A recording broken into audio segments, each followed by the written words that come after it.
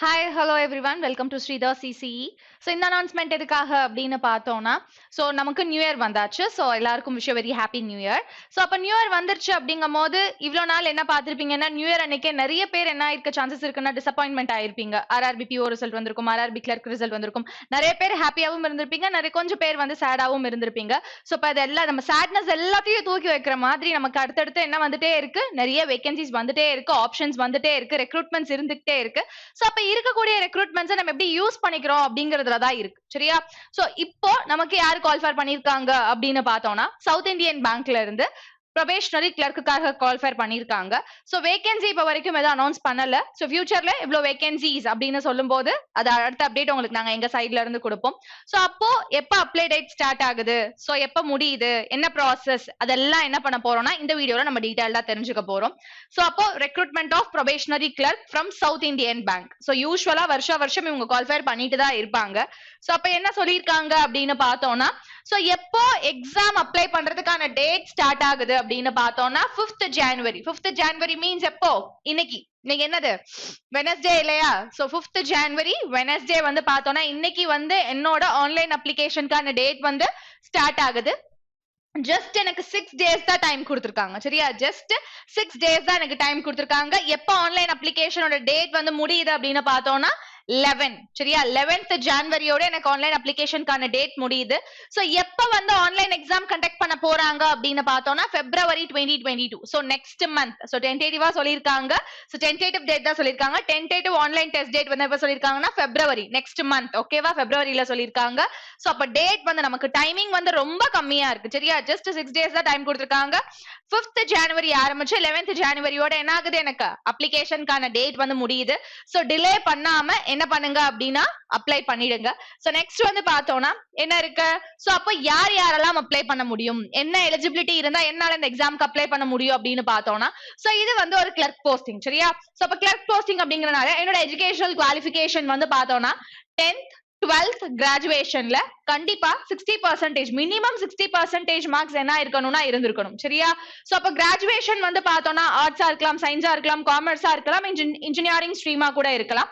So அப்போ 10th 12th கிராஜுவேஷன்ல minimum 60% of mark என்ன பண்ணிருக்கணும், நான் ஸ்கோர் பண்ணியிருந்திருக்கணும். சோ நெக்ஸ்ட் ஏஜ் அப்படின்னு வந்து பார்த்தோம்னா 26 இயர்ஸ்க்கு மேல என்ன பண்ண முடியாது, அப்ளை பண்ண முடியாது. சோ நாட் மோர் than 26 இயர்ஸ்னா 26 இயர்ஸ்க்கு மேல இருக்கக்கூடியவங்களால அப்ளை பண்ண முடியாது. எக்ஸாக்டா எனக்கு 26 இயர்ஸ் என்ன ஆகணும், கம்ப்ளீட் ஆயிருக்கணும்.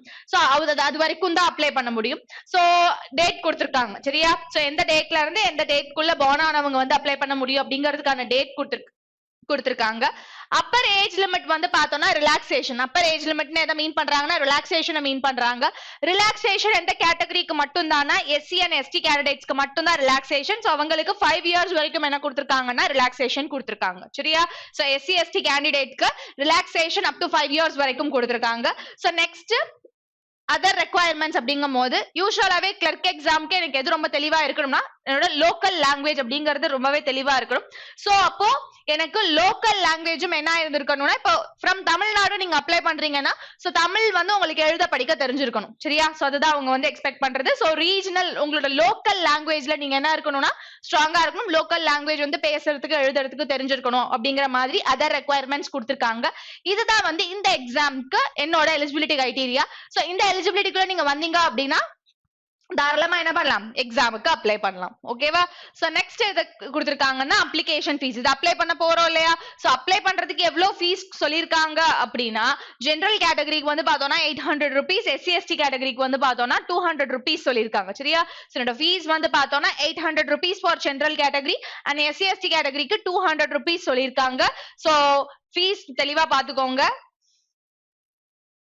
சோ நெக்ஸ்ட் வந்து பார்த்தோம்னா மோட் ஆஃப் செலக்ஷன். சோ அப்ப என்ன ப்ராசஸ்ல என்னோட எக்ஸாம் நடக்குது அப்படின்னு பார்த்தோம்னா 2 ப்ராசஸ் இருக்கு. சோ ஃபர்ஸ்ட் ப்ராசஸ் வந்து பார்த்தோம்னா ஆன்லைன் டெஸ்ட், இன்னொரு ப்ராசஸ் வந்து பார்த்தோம்னா இன்டர்வியூ. ஓகேவா?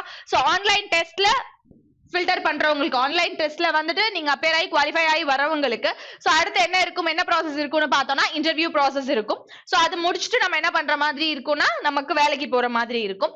சோ அப்போ எக்ஸாமோட பேட்டர்ன் 10 அப்படின்னு நம்ம எடுத்துக்கிட்டோம்னா சோ டைரக்ட் எக்ஸாம் ஒரே ஒரு எக்ஸாம் தான். சோ அந்த எக்ஸாம்ல என்னென்னலாம் இருக்கும், எவ்வளவு மார்க்குக்கு என்ன டைம் டியூரேஷன் அப்படிங்கறது இங்க நம்ம டீடைல்டா பார்க்கலாம். சோ இங்க என்ன சொல்லிருக்காங்கன்னா ஃபர்ஸ்ட் எனக்கு 4 செக்ஷன்ஸ் இருக்கும். சோ என்னென்ன செக்ஷன்ஸ் அப்படின்னு பார்த்தோம்னா ரீசனிங், சோ தென் வந்து பார்த்தோம்னா banking awareness session, English language, data analysis. அப்போ apti, reasoning, English plus GA session, general awareness session எனக்கு இருக்கும்.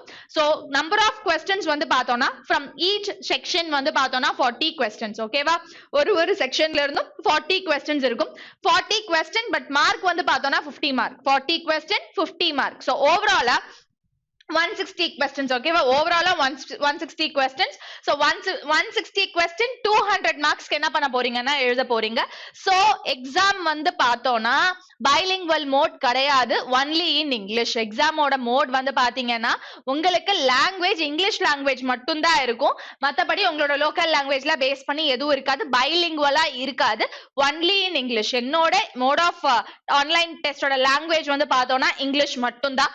அது மட்டும் இல்லாம செக்ஷனல் டைமிங். ஓகேவா, சோ ஒரு செஷனுக்கும் என்ன இருக்கு அப்படின்னா எனக்கு செக்ஷனல் டைமிங் இருக்கு. சோ இப்ப ரீசனிங் அப்படின்னு எடுத்துக்கிட்டோம்னா 40 questions 50 மார்க்ஸா. சோ அதுக்கான செக்ஷனல் டைமிங் வந்து பார்த்தோம்னா 40 minutes. அந்த 40 minutes உங்களால எதை மட்டும் தான் வந்து அட்டென்ட் பண்ண முடியும்னா ரீசனிங் செக்ஷனை மட்டும் தான் அட்டென்ட் பண்ண முடியும். உங்களால ஸ்கிப் பண்ணி அடுத்தடுத்த செஷன்ஸ்ல என்ன பண்ண முடியாது, டைமிங் முடியிற வரைக்கும் எழுத முடியாது. சோ அந்த ஃபர்ஸ்ட் 40 minutes ரீசனிங் தான் எழுதுவீங்க, அடுத்த 20 minutes ஜெனரல் அவேர்னஸ் தான், அடுத்த 40 minutes இங்கிலீஷ், அடுத்த 40 minutes என்ன இருக்கும் ஆப்டி. சோ ஆல் டுகெதர் 140 minutes சொல்லிருக்காங்க. ஆல் டுகெதர் 2 hours 20 minutes என்னோட எக்ஸாம் நடக்கும். சரியா, ஆல் டுகெதர் 2 hours 20 minutes என்னோட எக்ஸாம் டைம் டியூரேஷன்.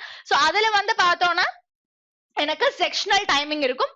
ஓகேவா, இத நல்லா பாத்துக்கோங்க. அடுத்தது ரொம்ப ரொம்ப முக்கியமானது என்ன அப்படின்னு பார்த்தோம்னா there will be 0.25 penalty for wrong answer. உங்களோட ஒரு wrong answerக்கும் 0.25 marks என்ன பண்ணுவாங்கன்னா டிடக்ட் பண்ணுவாங்க. ஓகேவா, சோ இங்க நெகட்டிவ் மார்க்கிங் இருக்கு. எக்ஸாம்ல டெஃபினட்டா என்ன இருக்கு, நமக்கு நெகட்டிவ் மார்க்கிங் இருக்கு.